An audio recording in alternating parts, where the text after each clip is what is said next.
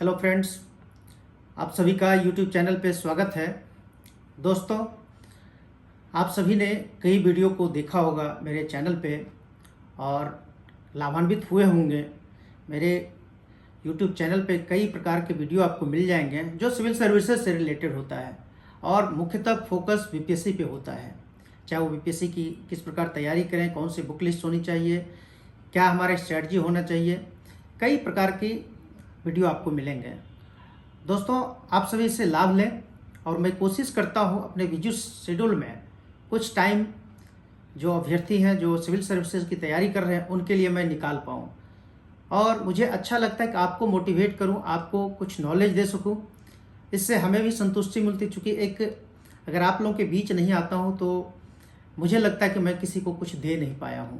अपने कार्यों के अतिरिक्त मैं चाहता हूं, चूँकि मैंने जो महसूस किया है, जो मुझे नहीं मिल पाया था, जो मार्गदर्शन मुझे प्राप्त नहीं हो पाया था, चूँकि मैं महसूस किया हूँ कि अगर आप लोगों को कुछ मैं दे पाऊँ तो कम से कम आप आगे बढ़ पाएंगे और आप अच्छा कुछ कर पाएंगे। इसीलिए दोस्तों, आपके बीच में आता हूँ। और हमारे चैनल पे जो लोग नहीं जुड़े हुए हैं, कृपया सब्सक्राइब कर लें और बेल आइकन को प्रेस करें ताकि कोई भी नई वीडियो अपलोड होता है नोटिफिकेशन के माध्यम से आपको वो प्राप्त हो सके और आप इससे लाभ ले सकें। दोस्तों, आज हम स्टार्ट करेंगे और आप शुरुआत से अंत तक देखें।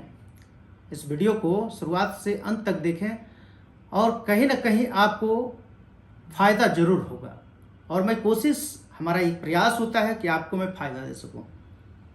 किसी प्रकार की समस्याएं जो मैं स्टूडेंट के हित में समझता हूं, मैं बारी बारी से कभी न कभी समय निकाल कर आता हूं और एक संग्रहित, एक समग्र जो तैयारी स्टूडेंट के लिए होना चाहिए, मैं इस रूप में आता हूं आपके बीच। क्योंकि दोस्तों, बोलने का 1 घंटा 2 घंटा मैं वीडियो अगर बोलूँगा वीडियो में तो ये बड़ा वीडियो बन जाएगा।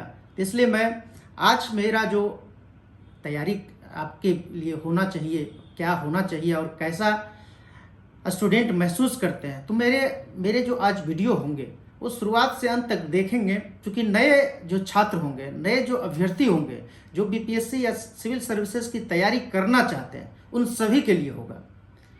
कोई भी, चाहे वो नए स्टूडेंट हो या पुराने स्टूडेंट हो, उन सभी के लिए होगा कि सिविल सर्विसेज बीपीएससी की तैयारी हम कैसे करें, कैसे हम क्रैक करें, कैसे हम सक्सेस करें और टॉपर्स कैसे इसकी तैयारी करते हैं, जो टॉप भी करते हैं। आपको रैंकर बनना है, आपको सक्सेस होना है, तो आप शुरुआत से अंत तक मेरे इस वीडियो को देखें। चूँकि मैं आज कोशिश करूँगा कि एक समग्र तैयारी जो होनी चाहिए, एक समरी के रूप में, चाहे वो प्रीलिम्स की तैयारी होनी चाहिए या मेंस की तैयारी होनी चाहिए या एक इंटरव्यू की तैयारी होना चाहिए, और कौन से छात्र इसमें अपीयर हो सकते हैं, हमारा तैयारी किस रूप में होना चाहिए ताकि हम सक्सेस कर सकें और एक सीट सुनिश्चित कर सकें। इसी पर मैं आज बात करूंगा। दोस्तों, सिविल सर्विसेज आसान बहुत है और जो एग्ज़ाम की तैयारी कर रहे हैं उससे भी आसान है, बशर्ते एक शर्त के साथ आपको जुनूनी बनना पड़ेगा, आपको संघर्ष करना पड़ेगा और आपको अनुशासन में रहकर और ईमानदारी से रहकर पढ़ाई करना होगा। आप मेरे साथ जुड़े रहें, आपको पता चलेगा कि तैयारी अगर एक सुनियोजित रणनीति के तहत अगर हम करते हैं तो यकीनन मेरे लिए आसान है। दोस्तों, मैं हमेशा कहता हूँ 24 घंटे में 10 घंटा आपका सोने और दिनचर्या में चला जाता है। 14 घंटे में आप कितना अधिक समय दे सकते हैं? 1 साल दोस्तों, पीटी मेंस इंटरव्यू में 1 साल आप समय दें, 8 घंटा, यकीनन आप सक्सेस करेंगे। अगर आप अधिकारी, अगर आप ऑफिसर बनना चाहते हैं तो आपको इसको फॉलो करना पड़ेगा। शुरुआत से अंत तक देखें, यकीनन आपके दिमाग में बैठ जाएगा और आप कर सकते हैं। अगर आपके अंदर इच्छा शक्ति है तो आप कर सकते हैं और कभी भी डगमगाना नहीं चाहिए। इच्छा शक्ति, अपना लक्ष्य जो निर्धारित करेंगे कि हमें करना है तो करना है। जो हमारा 67वीं बीपीएससी या सीडीपीओ की तैयारी कर रहे हैं, अगर आप एक सीट सुनिश्चित करना चाहते हैं तो आप आज से ठान लीजिए। मैं शुरुआत से लेकर अंत तक बताऊंगा। दोस्तों, सबसे पहले तो आपको अपने आप में अपनी क्षमताओं को मजबूत करना होगा। क्योंकि मैं हमेशा कहता हूं कि मंजिलें उन्हीं को मिलती है जिनके सपनों में जान होती है। पंख से कुछ नहीं होता है, हौसलों से उड़ान होती है। दोस्तों, फर्क होता है खुदा और फकीर में, फर्क होता है खुदा और फकीर में, फर्क होता है किस्मत और लकीर में। अगर कुछ चाहो और ना मिले तो समझ लेना कि कुछ और अच्छा लिखा है तकदीर में। इसी उम्मीद के साथ आप आगे बढ़ें। दोस्तों, कोई भी अभ्यर्थी अगर बीपीएससी में है और वो तैयारी करना चाह रहे हैं, चाहे नए अभ्यर्थी हो, नया स्टूडेंट हो, तो सबसे पहले आपको ग्रेजुएट होना होगा। चाहे आप साइंस से या आर्ट्स से या कॉमर्स से, किसी से भी ग्रेजुएशन किए हो, आपका उम्र 20-22 साल हो तो आप एलिजिबल हैं। किसी भी जाति समुदाय वर्ग से आते हैं, आपका ये क्वालिफिकेशन होना चाहिए। फॉर्म फिलअप करते हैं, कोई भी एकेडमिक ईयर में आप क्या पढ़े ये डिपेंड नहीं करता है। अब आप क्या पढ़ने जा रहे हैं ये आपके ऊपर निर्भर करता है। दोस्तों, इसमें पूछा जाता है साइंस से, आर्ट्स से। हमारा 3 कैटेगरी का एग्जाम होता है। पीटी की परीक्षा होती है, इंटरव्यू और मेंस की परीक्षा होती है, और फिर इंटरव्यू की परीक्षा होती है। पीटी क्वालिफाई करना पड़ता है, उसका मेंस में मार्क्स नहीं जुड़ता है और नहीं हमारा मेरिट लिस्ट में जुड़ता है। 150 मार्क्स का होता है, 150 क्वेश्चन पूछे जाते हैं, जिसमें साइंस, आर्ट्स और मैथ 10 क्वेश्चन रहते हैं। और क्वालिफाई करना हमको पड़ता है, वो कैटेगरी वाइज होता है। इस बार का जो कटअप था 66वीं में 108 हाईएस्ट कटअप था। तो हमको इसी पैटर्न पे चलना होगा कि पीटी की तैयारी हम कितना बेहतर कर सकते हैं और कितना अच्छे से कर सकते हैं। और पीटी जब क्वालिफाई करेंगे तभी तो हम मेंस के लिए अपीयर होंगे, और तब फिर मेंस में अच्छा स्कोर करेंगे तो हम फिर इंटरव्यू के लिए एलिजिबल होंगे और इंटरव्यू में जाएंगे। और मेंस और इंटरव्यू का मार्क्स दोनों ऐड होता है और फिर मेरिट लिस्ट बनता है, जो सिलेक्शन फाइनल होता है। तो दोस्तों, पीटी के लिए मैंने बता दिया 150 मार्क्स, और 150 मार्क्स में 150 क्वेश्चन आप कोशिश करेंगे कि अधिक से अधिक मार्क्स लाएंगे। मेंस में आप जानते हैं कि 2 जीएस पेपर होता है और एक ऑप्शनल पेपर होता है, यानी 300 मार्क्स का होता है फर्स्ट जीएस पेपर में, और सेकेंड जीएस पेपर में 300 मार्क्स, 600 मार्क्स, और 300 ऑप्शनल पेपर में 900 मार्क्स हुआ, और इंटरव्यू में 120 मार्क्स। टोटल दोस्तों 1020 मार्क्स। 1020 मार्क्स में हम मैक्सिमम कितना मार्क्स लाते हैं यह डिपेंड करता है हमारे ऊपर, और फिर मेरिट लिस्ट तभी बन पाता है। तो दोस्तों, हम तैयारी कैसे करें और हम रैंकर कैसे बने, हम टॉपर कैसे बन सकते हैं, तो सिलसिलेवार ढंग से मैं बताता हूँ। पीटी की तैयारी के लिए दोस्तों आपको सबसे अधिक क्वेश्चन हिस्ट्री से पूछा जाता है, जिसमें बिहार के हिस्ट्री, नेशनल मूवमेंट जो हमारा होता है, राष्ट्रीय आंदोलन, मुख्यतः सबसे अधिक क्वेश्चन उससे पूछा जाता है। एंशिएंट से भी पूछा जाता है, मेरे वीडियो में मिल जाएंगे। हिस्ट्री में कहाँ से प्रश्न आते हैं बताया गया है। तो हिस्ट्री से हमारा सबसे अधिक क्वेश्चन रहता है। बिहार हिस्ट्री और नेशनल मूवमेंट को मिला के 30 और 10 40 क्वेश्चन रहते हैं दोस्तों, और 30 क्वेश्चन साइंस से रहता है, जिसमें फिजिक्स, केमिस्ट्री, बायो होता है। तो 30, 10 और 30 70 क्वेश्चन हो गया साइंस और हिस्ट्री से। दोस्तों, इसके बाद करंट अफेयर्स से 30 से 35 क्वेश्चन होता है।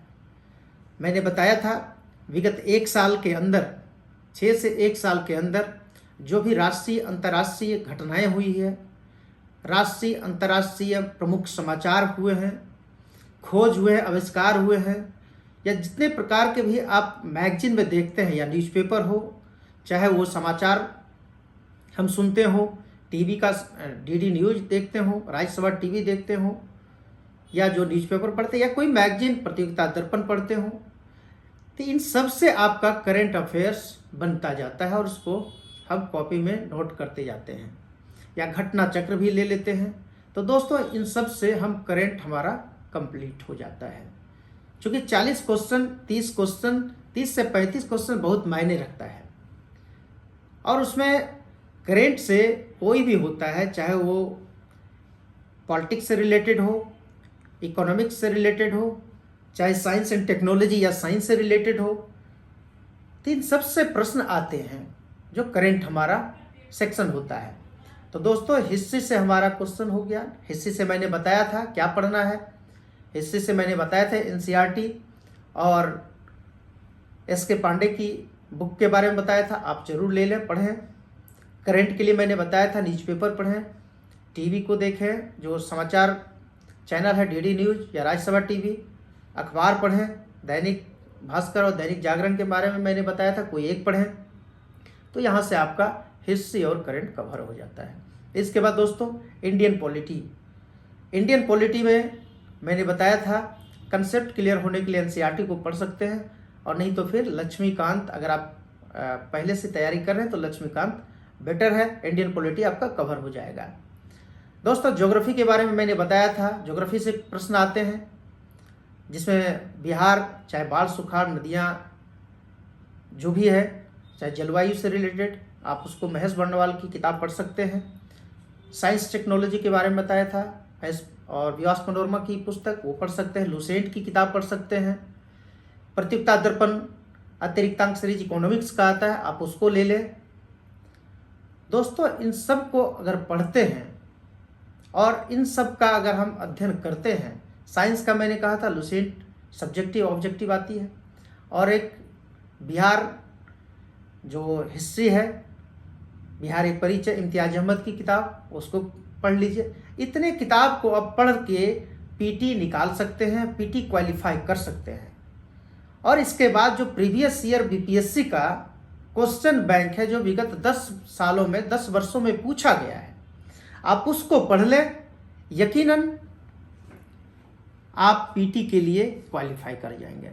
और जितना मॉडल सेट को और जितना प्रैक्टिस करेंगे पीटी के लिए, उतना ही आप मार्केबल प्रिपरेशन आपका होता जाएगा। इतने आप कर ले दोस्तों, आपका पीटी कंप्लीट हो जाएगा। कोई भी नए छात्र हो या पुराने छात्र हो, जितना मैंने कहा है इससे बाहर प्रश्न नहीं आते हैं, इतना आप तैयारी कर लीजिए। मैथमेटिक्स में 10 क्वेश्चन पूछा जाता है, आर.एस. अग्रवाल को पढ़ लीजिए, चाहे उसमें प्रॉफिट एंड लॉस या चक्रवृद्धि ब्याज मूलधन, यही सब पूछा जाता है। तो आप पीटी के लिए निश्चिंत रह सकते हैं।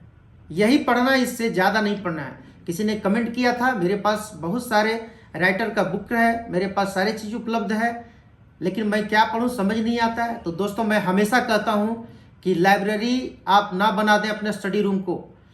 मैं हमेशा कहता हूं 1 से 2 राइटर की किताब कहता हूं एक सब्जेक्ट के लिए, आप उससे ज़्यादा ना पढ़ें। अगर ज़्यादा किताब आपके पास है, आपका ध्यान भटकेगा और लगेगा आपको कि ये पढूं कि क्या पढूं, क्या छोड़ूं, क्या नहीं पढूं। इसलिए सब में वही चीज़ रहेगा, और जो स्टैंडर्ड आंसर हमको निकल कर आएगा, स्टैंडर्ड समझ हमारी क्या होनी चाहिए, कौन सी किताबों में अच्छे से समझाया गया और कौन सा विश्वसनीय बुक है, उसी के बारे में बताया हूँ। इससे ज़्यादा अगर आप मार्केट में बहुत सारे बाजारू किताब मिल जाएंगे, पढ़ना है पढ़ें, फिर आपका करियर भटकाव की दिशा में होगी। बहुत सारे यूट्यूब चैनल वाले ने देखा हूँ मैं, कहता है 3 किताब, इसी 3 किताब से प्रश्न आएंगे, इसी 4 किताब से, इससे बाहर ना पढ़ें। ऐसा नहीं है कि 2 किताब 3 किताब पढ़ लेंगे और आप पीटी क्वालिफाई कर लें। आपका बेस बहुत पहले से मजबूत है, हो सकता है आप कर सकते हैं 2 किताब 3 किताब। लेकिन जो भी नए छात्र हैं उनके लिए मैं बेसिक कंसेप्ट से लेकर पूरा कंप्लीट बीपीएससी प्रिपरेशन पीटी के लिए मैं बताया हूँ। इतना आप कर लें, पीटी आप क्वालिफाई कर जाएंगे, निश्चिंत रहें। दोस्तों, पीटी क्वालिफाई करने के बाद हम अगर क्वालिफाई करते हैं, हम मेंस के लिए एलिजिबल होते हैं और हम मेंस का फॉर्म भरते हैं कि हम मेंस का परीक्षा देंगे। स्वाभाविक है, एक उदाहरण के तौर पे अगर 500 सीट है तो 10 गुना रिजल्ट आता है। फॉर्म तो लाख, 2 लाख, 3 लाख, 4 लाख, 5 लाख भरते हैं, लेकिन अगर 500 सीट है तो 5000 मेंस के लिए फॉर्म फिलअप होगा, यानी रिजल्ट 5000 पीटी में क्वालिफाई किए हैं। तो मेंस के लिए हम फॉर्म भरेंगे दोस्तों उसमें मैंने बताया है कि दो जीएस पेपर होगा, एक फर्स्ट जीएस पेपर, एक second GS paper. First GS paper में 300 नंबर और सेकेंड जीएस पेपर में 300 नंबर। इसके लिए दोस्तों मैंने कहा था मेंस के लिए कि हिस्ट्री का तैयारी के लिए आप उस बुक से भी कर सकते हैं। स्टैटिक्स एक पूछा जाता है 72 मार्क्स का, उससे सेपरेट इसके सेट का आप ले सकते हैं, बुक मिल जाएगी, उससे तैयारी कर सकते हैं। पॉलिटी की बात करते हैं, पॉलिटी इंडियन पॉलिटी लक्ष्मीकांत से आपका कवर कर जाएगा। इसके बाद आप ज्योग्राफी और इकोनॉमिक्स से क्वेश्चन पूछा जाता है सेकेंड पार्ट में। फिर साइंस एंड टेक्नोलॉजी और करेंट से पूछा जाता है। दोस्तों इन सब का आपका पीटी के साथ साथ मेंस की भी तैयारी हो जाएगी, जो बुक मैंने बताया था। और इस बुक को पढ़ने के बाद आप नोट्स खुद बनाएं। लोग कहते हैं टॉपर का नोट्स मिल जाता तो मुझे आसानी हो जाती। टॉपर अपने अनुरूप और अपने अनुसार नोट्स बनाए हैं। अगर वो साइंस बैकग्राउंड के होंगे और मेरा कोई आर्ट्स ऑप्शनल सब्जेक्ट है तो स्वाभाविक है कि वो नोट्स अपने साइंस पैटर्न पे बनाए होंगे। हमारी समझ एक अलग है, उनकी समझ अलग है। हर स्टूडेंट का बैकग्राउंड अलग अलग होता है। इसलिए दोस्तों किसी के नोट्स को आप ले सकते हैं, भले उसको फॉलो मत करिए। नोट्स अपना होना चाहिए। आप बुक को पढ़ें, किसी के भी नोट्स को पढ़ें, लेकिन एक समग्र तैयारी जो होती है अपना नोट्स बनाया हुआ होना चाहिए। इससे क्या होगा, आपको रिवीजन करने में आसानी होगी। जब कभी आपको पढ़ने का होगा, आप नोट्स बना हुआ सारे सब्जेक्ट का, सारे सेक्शन का होगा, आप निकाल के रिवीजन करने लगेंगे और फिर लिखने का प्रैक्टिस करने लगेंगे। तो दोस्तों सबसे पहली बात है कि नोट्स, मैं हमेशा कहता हूं कि किसी के नोट्स को लेकर आप ना पढ़ें। किसी को नोट्स लीजिए, लेकिन अपने लैंग्वेज में अपने तरीके से नोट्स को बनाइए। और जब नोट्स बन जाएगा तो फिर किताब को साइड कर दीजिए और अपने नोट्स को प्रैक्टिस करिए, लिखने का प्रैक्टिस करिए। जितना आप राइटिंग प्रैक्टिस करेंगे, क्योंकि होगा क्या, आपके दिमाग में तो बहुत चीज़ है। मैंने किताब पढ़ लिया है, सारे नॉलेज को दिमाग में है। अब उसमें नॉलेज दिमाग से और नोट्स से लिया हुआ अपने कॉपी में नोट्स बनाएंगे और वो नोट्स आप होगा रिवीजन करेंगे। उसको कई तरीके से, कई पैटर्न पे आप नोट्स को लिखने का तरीका आपका प्रयास होगा। नोट्स घुमा के पूछा जाएगा, नोट्स किसी दूसरे क्वेश्चन के रूप में आ जाएगा, वही चीज़ पूछा जाएगा, घुमा के पूछा जाएगा। किसी दूसरे का नोट्स पढ़ा हुआ रहेगा, लगेगा कि चलो यार ये तो पूछा, इसको लिख देते हैं। पता चलेगा कि आप उल्टा पुल्टा लिख के चला गए।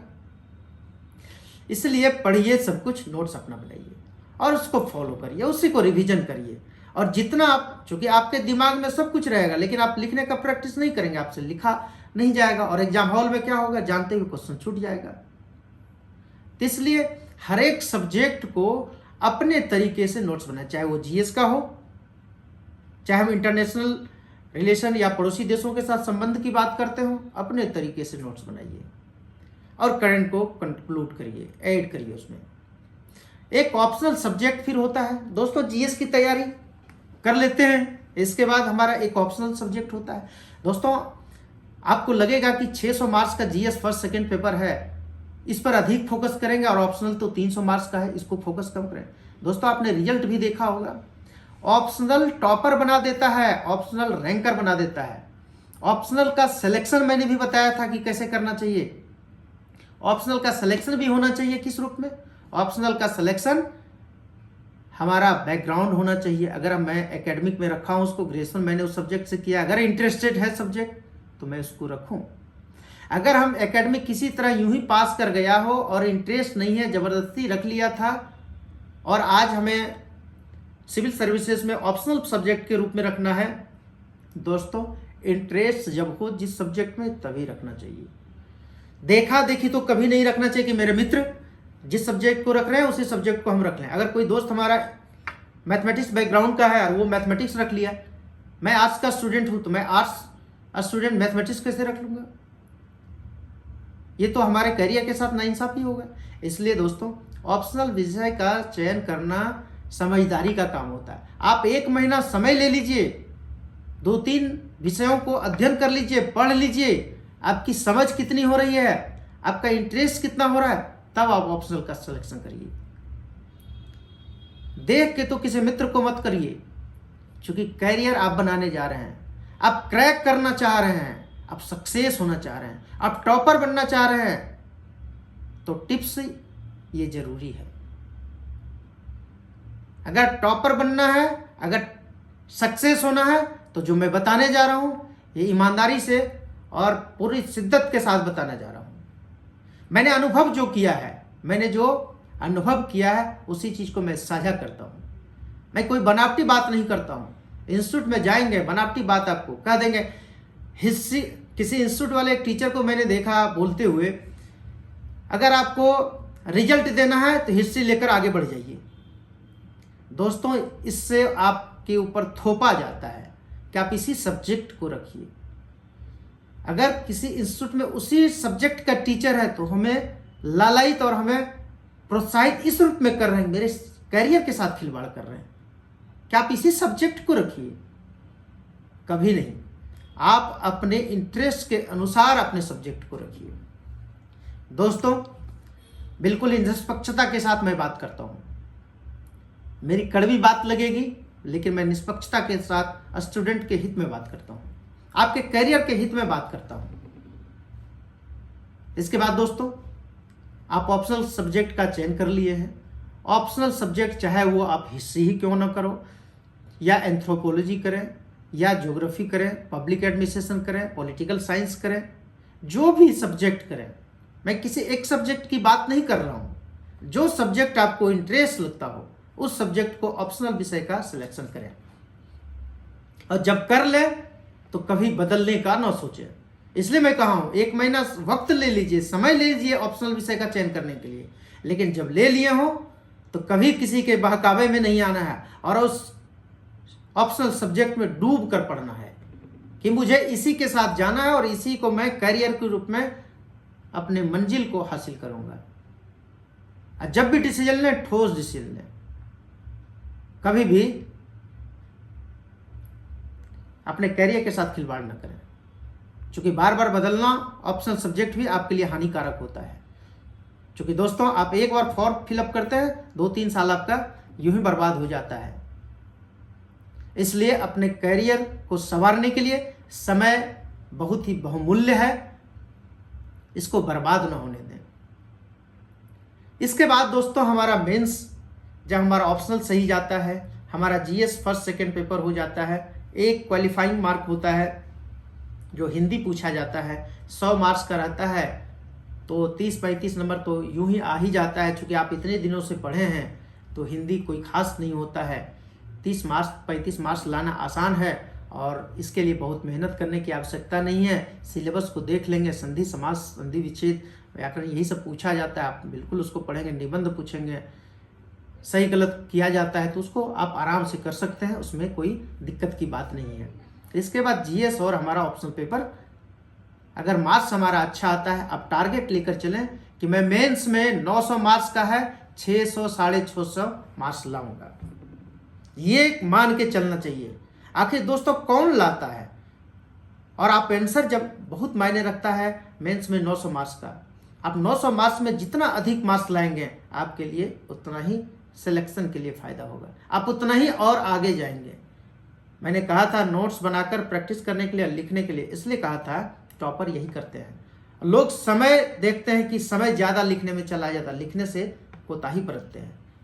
यकीन करिए, आप अपने करियर को संवारना चाहते हैं तो मेंस की तैयारी के लिए जितना बेहतर तरीके से तैयारी करेंगे, जितना एक रणनीति बनाएंगे, आप जब गोता लगाएंगे, सागर के गोता डुबकी लगाएंगे, आपको लगेगा कि ये क्वेश्चन आएगा, ये मैं लिख दूंगा।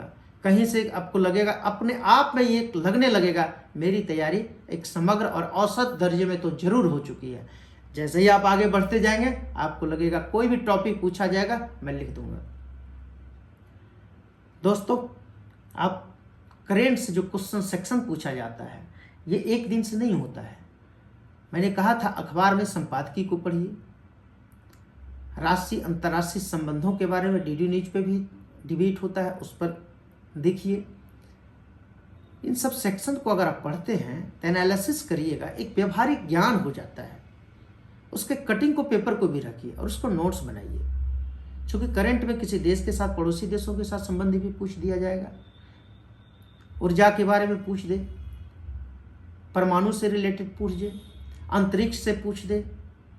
और इसमें होता क्या है, संपादकीय में एक लेख के रूप में आता है जो नोट्स के रूप में आपके लिए फायदा होगा। अगर आप 1 घंटा प्रत्येक दिन अखबार में भी देते हैं तो आपका करंट सेक्शन श्योर है कि तैयारी हो जाएगा।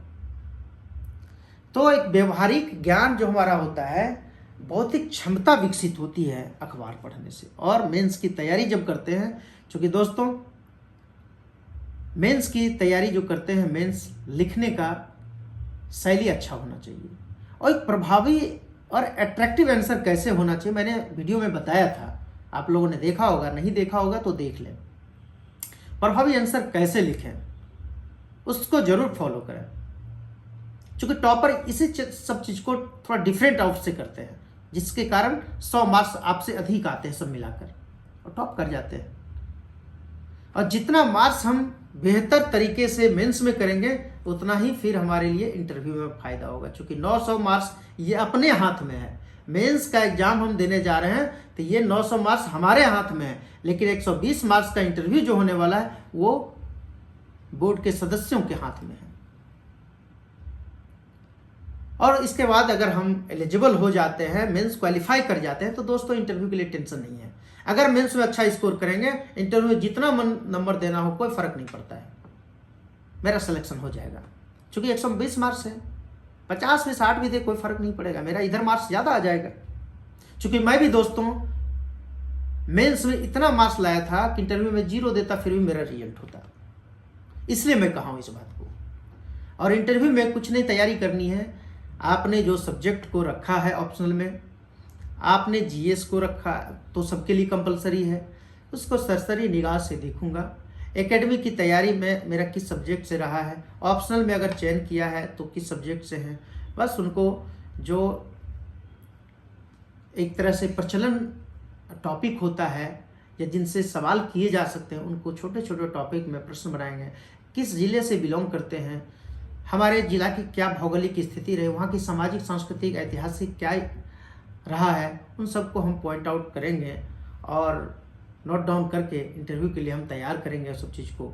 फिर हॉबी से रिलेटेड आप अपने किस पद के लिए आप जो क्रमवार है जो आने वाले समय में बताऊंगा, उस पद सोपान को मैं अगर हो सकता है सवाल कर दे, या उसमें जो चर्चित घटनाएं होती है उन सभी से पूछेंगे जाएंगे। और कॉन्फिडेंट चेहरे पे होनी चाहिए, आत्मविश्वास से लवरेज होनी चाहिए, शालीनता के साथ जवाब देना चाहिए, और ड्रेस हमारा जो हमारे चेहरे पर दिखे अच्छा उसको रखना चाहिए। तो ये सब इंटरव्यू में आने वाले समय में मैं बताऊंगा।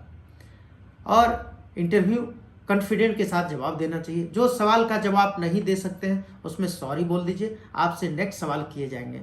बस इंटरव्यू में यह ध्यान देना चाहिए कि कभी गलत आंसर नहीं देना चाहिए। अगर आप नहीं जान रहे हैं जो प्रश्न, उसका जवाब दे दीजिए कि सॉरी सर। सॉरी बोलने के बाद अब दूसरे सवाल आपसे किए जाएंगे, नहीं तो फिर नेगेटिव मार्क्स होते हैं। और आपके हाव जो होता है वो शांतचित्त होना चाहिए, मतलब सामने वाले से आई कांटेक्ट होना चाहिए और शालीनता से जवाब दीजिए। तो यही होता है एक समग्र तैयारी, बीपीएससी की तैयारी, पीटी की तैयारी, मेंस की तैयारी और इंटरव्यू की तैयारी। दोस्तों आने वाले समय में इंटरव्यू के बारे में विशेष वीडियो के रूप में आऊँगा, लाइव भी आऊँगा, आप लोग के बीच में आऊँगा।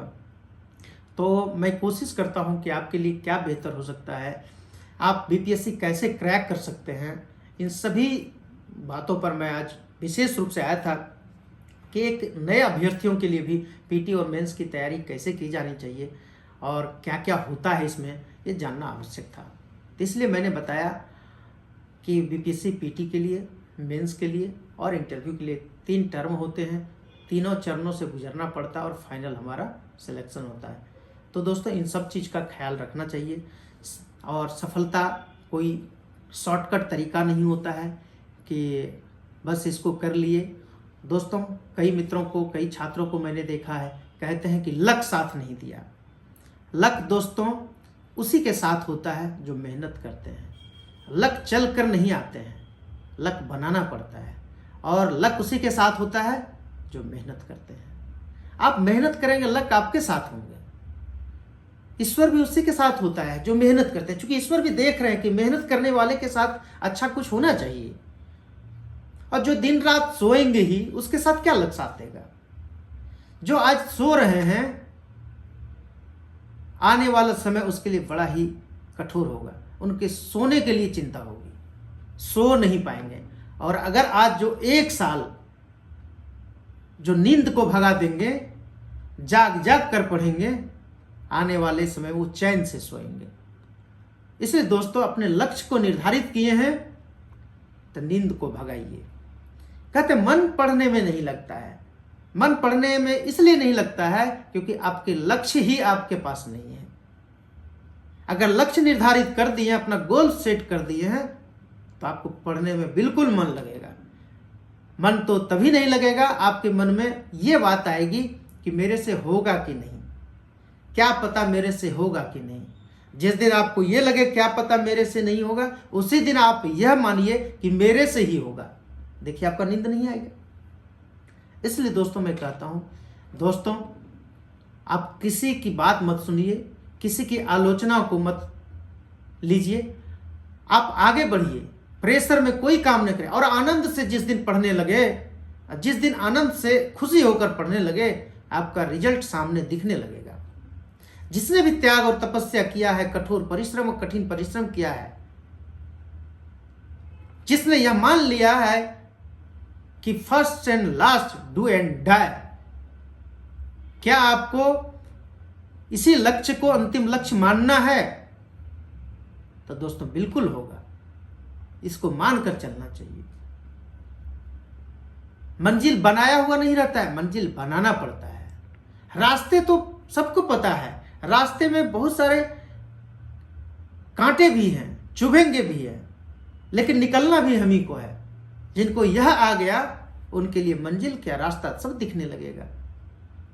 इसलिए दोस्तों, सफलता का रास्ता हमें कभी नहीं बनाया मिलता है। बना बनाया हो कभी भी सफलता का रास्ता नहीं मिलता है, बल्कि इसे हमें खुद बनाना पड़ता है। जो जैसा रास्ता चुनेगा, उसके लिए वैसे ही मंजिल मिलेगी। इसलिए दोस्तों, एक शब्द मैं कहूंगा कि कोशिश शब्द अपने मन से निकाल दीजिए और ठान लीजिए कि मैं कोशिश ही नहीं बल्कि इसको करके रहूंगा। देखिए, आपके रिजल्ट आपके सामने आएगा। अगर जिंदगी में आपने मेहनत ही नहीं किया तो रिजल्ट की उम्मीद क्या करेंगे? बाउंड्री पर कभी रिजल्ट से मत रहिए। कोई कहता है ना कि 1 नंबर से छूट गया, 2 नंबर से। दोस्त, आप ऐसा तैयारी ही क्यों करते हैं कि बाउंड्री पे रहने के लिए? अपने आप से पूछ लीजिए कि मैंने 100% तैयारी किया है, मेरा रिजल्ट नहीं हुआ है। दावे के साथ मैं कहूंगा कि आपके साथ नाइंसाफी होगा। लेकिन अपने आप को कभी सवाल करिए अपने आप से, क्या आपने 100% कभी तैयारी किया है? बिल्कुल नहीं किया है। आपने 100% कभी एफर्ट लगाया ही नहीं है, इसलिए आपका रिजल्ट नहीं हुआ। 100% एफर्ट कीजिए। बहुत बड़ा विद्वान का रिजल्ट नहीं होता है, एक स्ट्रैटेजी के साथ जो प्रिपरेशन करते हैं और उसी का रिजल्ट होता है। हम ज्ञानी बनने नहीं आए। ज्ञान बनने, अगर ज्ञान की गंगा में डुबकी लगाना होगा तो एक लाइब्रेरी बना देंगे और पूरा बुक को पढ़ते रहेंगे, ज्ञानी हो जाएंगे। लेकिन हमें ज्ञानी नहीं बनना है, हमें एक तकनीकी रूप से, एक रणनीति के रूप में तैयारी करते हुए सफलता अर्जित करनी है। इसी को फॉलो करना चाहिए। मैं कोशिश करता हूं दोस्तों कि आपके बीच मैं आकर कुछ अच्छा बताऊं और आपके सपनों को, और जो आपने सपना देखा है, उन सपनों को लक्ष्य मान लीजिए। सिर्फ सपने को रात में नींद में सपना ही देखते रहेंगे और सपना को सजाते रह जाएंगे और उन सपनों को लक्ष्य नहीं निर्धारित करेंगे तो आपको सफलता नहीं मिलेगी। इसलिए दोस्तों, मैं आपके बीच आज आया था कि पीटी समग्र तैयारी कैसे होती है, बीपीएससी की समग्र तैयारी कैसे होती है, जिसमें पीटी की तैयारी, मेंस की तैयारी और इंटरव्यू की तैयारी। मैं इंटरव्यू की तैयारी के बारे में तो फिर बाद में आऊँगा दोस्तों, डिटेल में बताऊँगा। और मैं कोशिश करूँगा कि आने वाला जो मेरा नेक्स्ट वीडियो होगा, कुछ नए टॉपिक को लेकर आऊँगा। दोस्तों, आपके कमेंट की मैं अपेक्षा करूँगा। आपके जो कमेंट अधिक होंगे उसी के अनुरूप मेरा नेक्स्ट वीडियो पुनः होगा। और मैं कोशिश करता हूँ कि आपके लिए जो फ़ायदा हो सकता है उसी वीडियो को मैं लेकर आता हूँ। और अगर अच्छा लगा हो दोस्तों तो कृपया सब्सक्राइब कर लेंगे, शेयर करेंगे और लाइक करेंगे। और आने वाला समय में एक नए टॉपिक के साथ मैं नेक्स्ट वीडियो में पुनः मिलूँगा दोस्तों। आज तक के लिए इतना ही। और दोस्तों नए वीडियो में आपके कमेंट के अनुरूप आएगा, इसलिए आपका कमेंट अपेक्षित है। और कैसा लगा आपको वीडियो ज़रूर बताएंगे और फिर मैं नेक्स्ट वीडियो में मिलूँगा। आज तक के लिए दोस्तों इतना ही। Thank you so much. Thank you.